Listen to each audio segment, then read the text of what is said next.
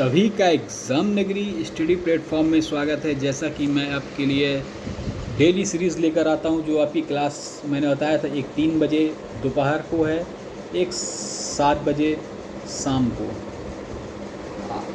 आपकी 2 क्लासें होती हैं, 3 और 7, और ये दोनों ही क्लासें आपके लिए बहुत इंपॉर्टेंट है। इससे पहले मैंने आपको बताया था हिंदी साहित्य का इतिहास, हिंदी साहित्य का काल विभाजन, और उस पर आदिकाल के बाद भक्तिकाल निर्गुण सगुण भक्तिधारा। निर्गुण भक्तिधारा के हैं संत काव्य के कबीरदास, और सूफी काव्य के मलिक मोहम्मद जैसी जी, और कृष्ण भक्ति काव्य धारा के हैं जो सगुण में आते हैं, उस पे हैं सूरदास जी। राम भक्ति धारा पे हैं तुलसीदास जी।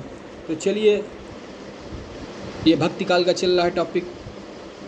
इसके लिए मैं आप बेहतरीन मोस्ट इम्पॉर्टेंट इसके जो भी एक क्वेश्चन, ऐसे क्वेश्चन है जो आपको एग्ज़ाम में हूबहू देखने को मिलेंगे।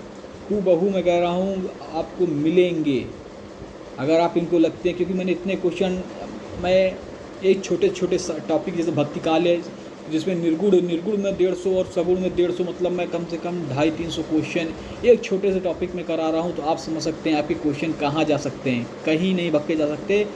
लेकिन मेरा पढ़ाई का तरीका अलग है। मैं हमेशा आपको बताता हूँ कि एक पेन कागज़ लेकर बैठिए। पेन कागज़ लेने के बाद जो मैं क्वेश्चन करा रहा हूँ उसका स्क्रीनशॉट ले लीजिए, उसको बाद में पॉज कर देख कर उस क्वेश्चन को बाद में पॉज करिए, उस क्वेश्चन को राइट करिए।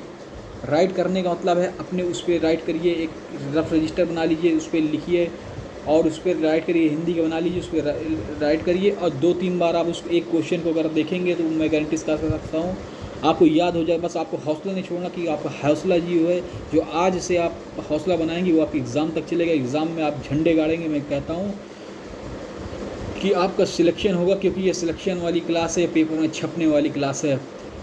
आप इस क्लास का एक क्वेश्चन आपको आपकी उम्मीदें और नौकरी के पास तक लेकर जाएगा। मैं गारंटी के साथ कह सकता हूँ कि इतने क्वेश्चन मैं करा दूँगा कि आपको ये नहीं लगेगा सर ये क्वेश्चन नहीं आया। वो सब आपको क्वेश्चन मिलेंगे, चाहे संस्कृत साहित्य हो, चाहे हिंदी साहित्य हो, चाहे व्याकरण हो। कहीं से आपको कोई भी चिंता करने की ज़रूरत नहीं है। लेकिन आप चैनल पे नए हैं तो चैनल को सब्सक्राइब करिए, लाइक करिए, और चैनल को जितना हो सके उतना शेयर करिए। और मैं आपके लिए एक बहुत ही अच्छी क्या कहते हैं बम्पर ऑफ़र लेकर आया हूँ कि ग्रुप की जो संख्या है उसको आपको बढ़ानी है। फिर इस संख्या बढ़ानी है, ग्रुप को आपको इस चैनल को इतना शेयर करना है और अपने दोस्तों से सब्सक्राइब कराना है, अपने जानने वालों से सब्सक्राइब कराना है कि ये 10 दिन के अंदर इसके इतने सब्सक्राइबर 2000 प्लस सब्सक्राइबर हो जाएंगे।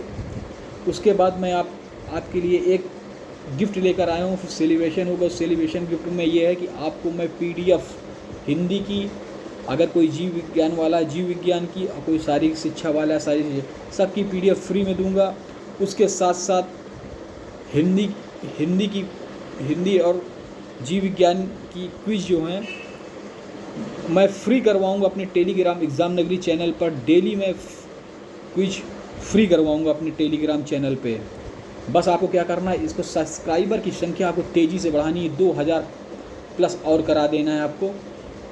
इतनी तेज़ी से आपको सब्सक्राइबर संख्या बढ़ानी है।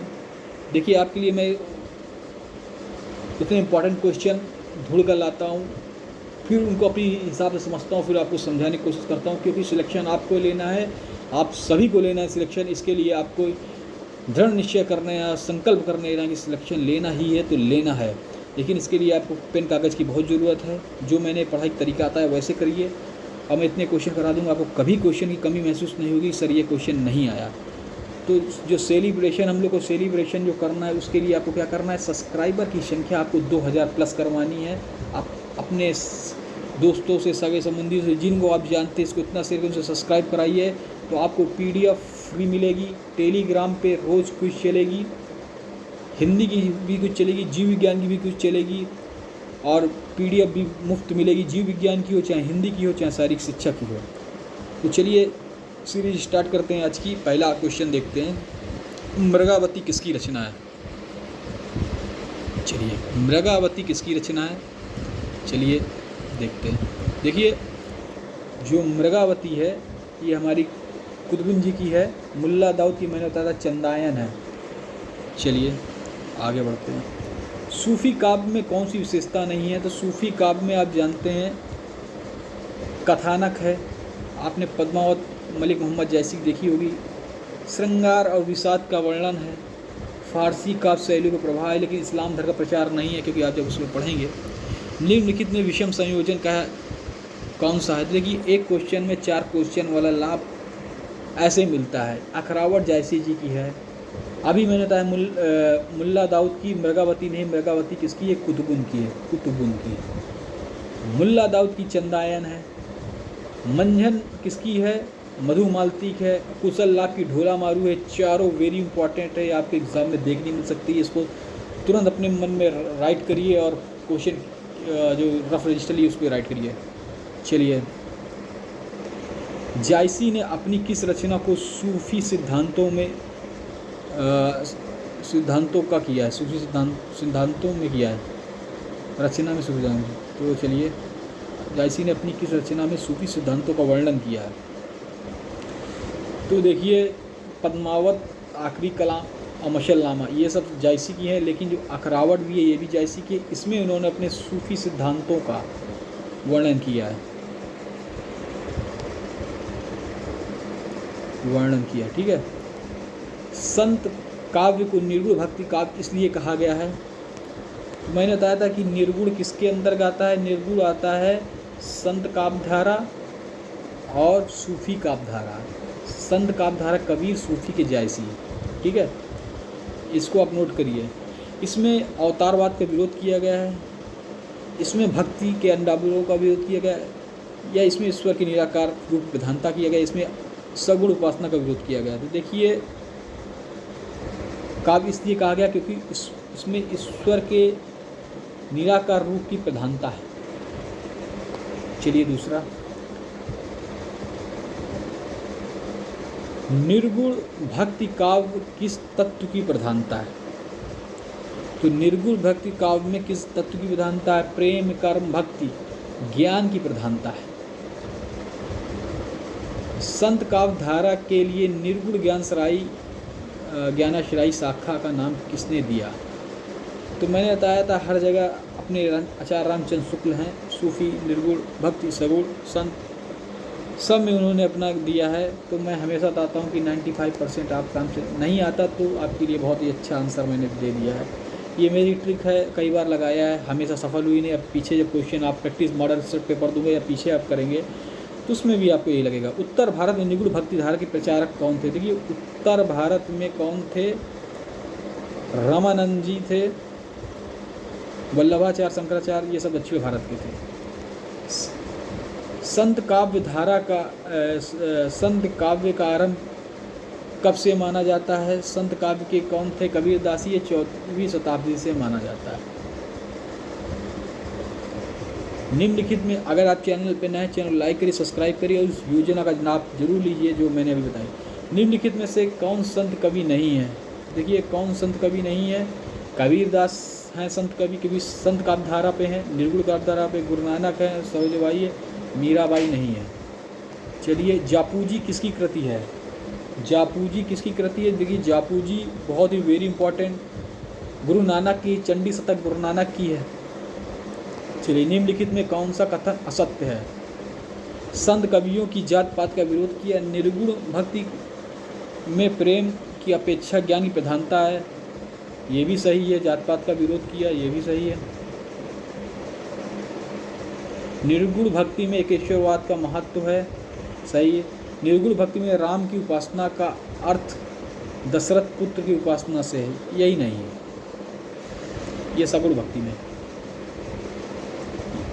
ईस्वी सन में कितने वर्ष को जोड़ने पर संवत बनता? Very important question, very very important question. ईस्वी सन में कितने वर्ष को जोड़ने पर संवत बनता है? ईस्वी सन में कितने सन को? 57 वर्ष सन को जोड़ने पर संवत बनता है। 57 वर्ष अगर किसी ईस्वी में आप जोड़ देंगे तो संवत बन जाएगा। कबीर की रचनाओं का संकलन सबसे पहले किसने किया? तो कबीर की रचनाओं का संकलन किसने किया? रज्जब, सुंदरदास, धर्मदास या श्याम सुंदर दास? तो देखिए, कबीर की जो रचनाओं का संकलन है वो उनके शिष्य धर्मदास ने किया। धर्मदास मैंने आपको बताया था उनके शिष्य थे।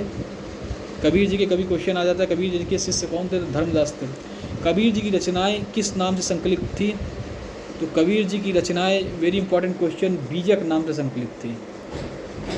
हर देवानी किसकी रचना का संग्रह है, ये आप दादू हैं, दादू की रचनाओं का संग्रह है। और सुंदरदास जो है इनको माना जाता है ये बहुत पढ़े लिखे कवि थे। अजगर करे न चाकरी, पंछी करे न काम, दास मलूका कह गए सबके दाता राम, पंक्ति किसकी है, तो ये वेरी इंपॉर्टेंट क्वेश्चन है, कई बार टीजीपीटी में आया। इसके जो है मलुक दास की पंक्ति है। चित्रावली के रचनाकार कौन है, चित्रावली के रचनाकार कौन है, चित्रावली के रचनाकार कौन है, उस्मान। चित्रावली के रचनाकार हैं Usman. Mulla Daud Chandayan, very important question series चल रही। जायसी किस सूफी फ़कीर के शिष्य थे, तो जायसी का पूरा नाम क्या था, मलिक मोहम्मद जायसी था। और ये इनके किस शिष्य थे, ये शेख मेहंदी के शिष्य थे। वेरी इंपॉर्टेंट क्वेश्चन है, शेख मेहंदी। गोद लिए हुलसी फिरे तुलसी सो सुत होए, पंक्ति किसकी है, तो इसको आप बताएंगे किसकी है, तो ये रहीम की है। तुलसी से आप तुलसीदास मत लगा दीजिएगा, रहीम की पंक्ति है। गोरख जगियो जोग, भगति भगियो भोग, पंक्ति किसकी है, जल्दी बताइए, कमेंट में आप आंसर करिए। ये तुलसीदास की है। लाज आवत आपको दौरो अहो साथ, धिक धिक ऐसे प्रेम को कहा कहूँ न नाथ, पंक्ति किसकी है, मीराबाई, पद्मावती, रत्नावली, सहजोबाई, तो बताइए किसकी है, कमेंट बॉक्स कमेंट करिए। वेरी इंपॉर्टेंट क्वेश्चन, रत्नावली जी की। निर्गुण भक्ति काव्य धारा, संत काव्य धारा के प्रमुख कवि, मैं रोज़ चिल्ला कर आपको बताता हूँ। निर्गुण भक्ति काव्य धारा के संत कवि कबीरदास जी हैं, और निर्गुण कवि भक्ति धारा के सूफी कवि जैसी जी हैं। कृष्ण कवि धारा के सूरदास जी हैं, और राम कवि धारा के तुलसीदास जी हैं। कबीर के गुरु कौन थे, मैंने बताया था कबीर के गुरु रामानंद थे। चलिए यहाँ से हमारी सुपर